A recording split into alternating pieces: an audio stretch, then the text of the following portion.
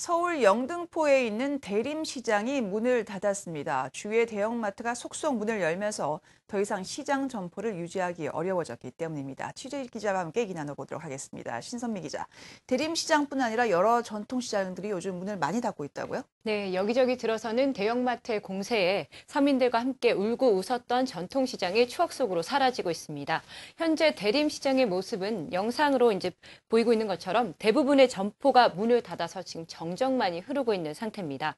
지난 2003년 이후 영등포 대림시장처럼 사라져버린 전통시장은 무려 180여 곳이나 됩니다. 기업형 슈퍼마켓은 골목 상권을 지속적으로 잠식해 같은 기간 4배로 늘어났고 롯데마트, 이마트, 홈플러스 등 대형마트 3사의 매출은 2007년에 이미 전국 전통시장을 추월했습니다. 그렇다 보니 소상공인들은 서민 경제를 지키기 위해 추가 지원책이 필요하다는 목소리를 높였고 지난 4월부터 대형 유통업체들이 휴일에 문을 닫도록 하는 내용의 유통산업발전법 시행령이 발효됐습니다. 네, 말씀하신 것처럼 지난 4월에 대형마트 강제 휴무가 시작됐는데 이 법원에서 위법 판결이 내려졌어요. 이게 어떻게 된 일입니까? 네, 허술한 규정 탓에 대형마트 규제라는 당초 취지를 제대로 살리지 못한 경우라고 볼 수 있는데요.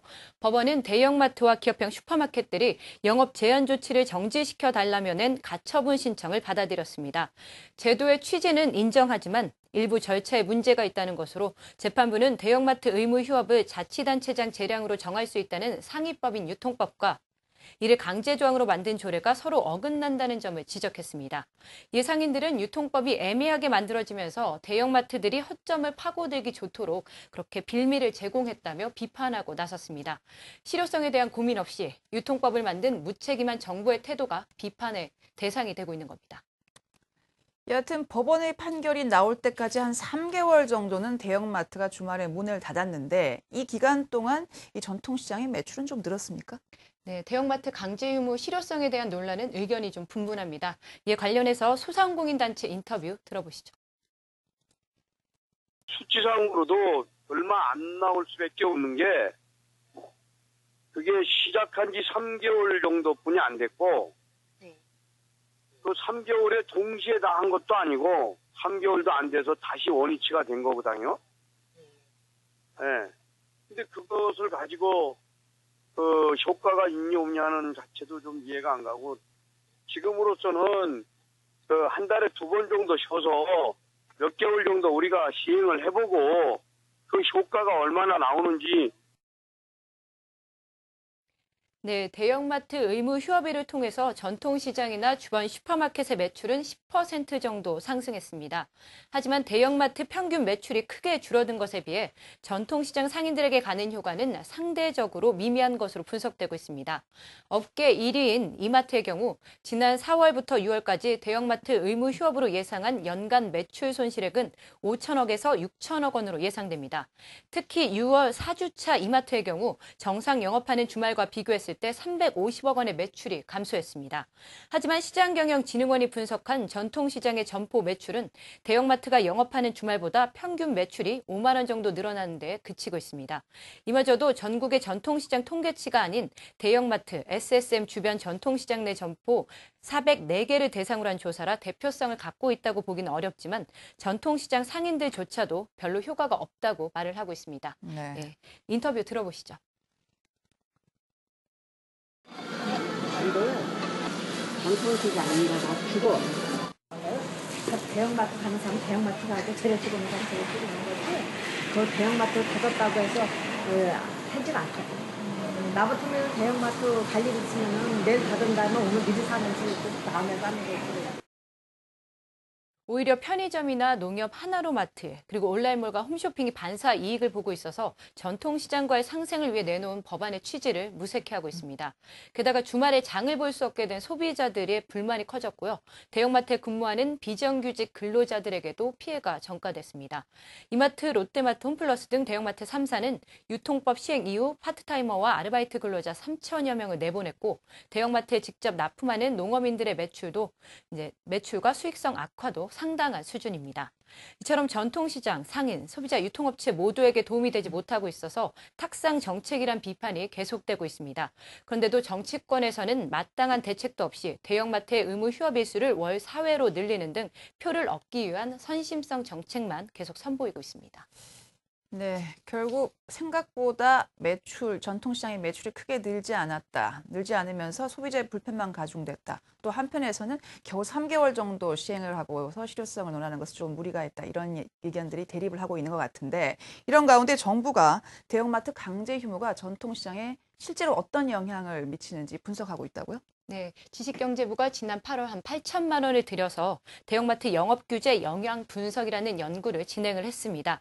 한 달에 2번 대형마트 영업을 규제함으로써 전통시장 등에 어떤 영향을 미쳤는지를 확인해 정부와 국회가 활용할 수 있도록 하기 위해서입니다. 그런데 지경부는 17일 예정이었던 결과 발표를 갑자기 다음 달 이후로 미뤘습니다. 네. 더욱 강도 높은 영업 규제책을 담고 있는 유통산업발전법 개정안의 법안 심사를 앞둔 상황에서 돌연 발표를 연기한 겁니다.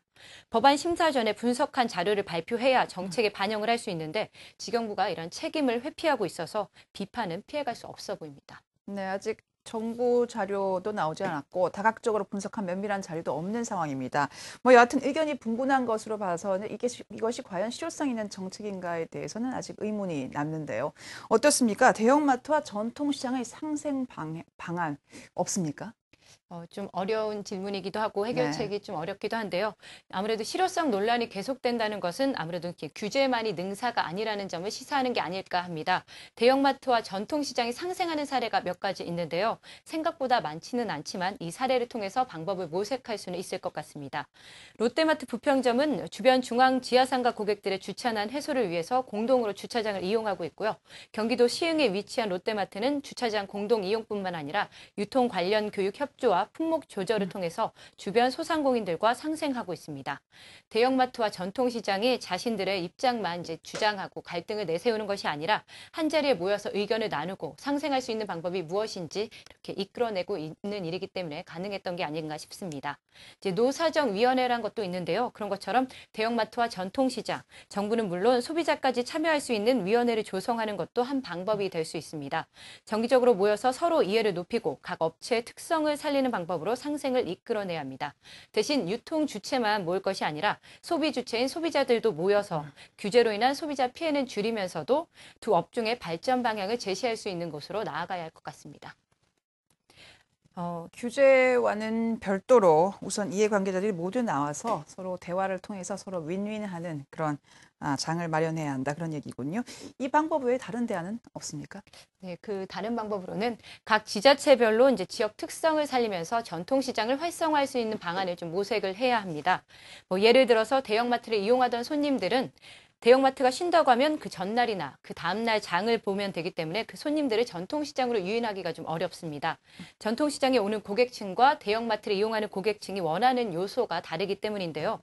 따라서 전통시장을 찾는 고객층을 분석해서 그들이 전통시장에 더 자주 올 수 있도록 특성화하거나 그에 맞는 지원책을 마련해 주는 것이 더 실효성이 높습니다. 서울 통인시장의 경우는 5,000원으로 한 끼 식사가 가능한 도시락 카페로 이목을 끌고 있습니다. 500원짜리 엽전을 산 뒤 도시락 카페 가맹점을 돌면서 마음에 드는 반찬을 담으면 되는데요. 이 도시락 카페 유명세로 평일의 경우 200명, 주말에는 500에서 800명 정도 손님이 늘었고요. 매출이 5배까지 늘어난 곳도 있습니다. 적절한 규제도 필요하겠지만 그것보다는 전통시장의 장점을 살릴 수 있는 아이디어가 필요해 보입니다. 네. 이 외에도 대형마트 월 2회 휴무와 같은 천편일률적인 규제보다는 각 지자체별로 차별화된 대책을 마련하고 유통을 전문으로 연구하는 기관도 필요해 보입니다. 이와 관련해서 이승찬 교수의 인터뷰 들어보시죠. 특화된 연구기관이 없고 정책기관이 없어요. 잇따른다면 지경부의 유통 과로 한 과가 있고 800조 원을 다룹니다. 유통산업 발전을 위한 노력을 진정코 한다면 800조 원이 넘는 규모를 그 규모의 산업을 진짜 다루기 위해서는 이제 전문적인 연구기관, 전부적인 정책기관이 필요하지 않겠습니까? 그런 설립을 위한, 토양을 위한 그런 기관 설립에 대한 근거를 법에서 개정해 준다면 좀 더 나을 것이다. 각 지자체가 가장 잘 알고 있습니다. 각 지방자치단체들이 자기의 지역사회나 경제 규모의 특성에 맞춰서 그거를 1년 단위 또는 2년, 3년 단위로 주기적으로 개선에 들어가면서 업그레이드 시킬 수 있을 겁니다. 네, 유통에 대한 연구 기관과 정책 기관이 없다 보니 실효성 없는 대책들만 난무하고 자료 또한 부족한 게 사실입니다. 마땅한 대책도 없이 땜질식 정책만 계속 선보이기보다는 조사와 분석을 바탕으로 한 실질적인 대책 마련이 급선무라고 봅니다. 네, 대형마트 영업 규제 실효성 논란 신선미 기자였습니다. 잘 들었습니다.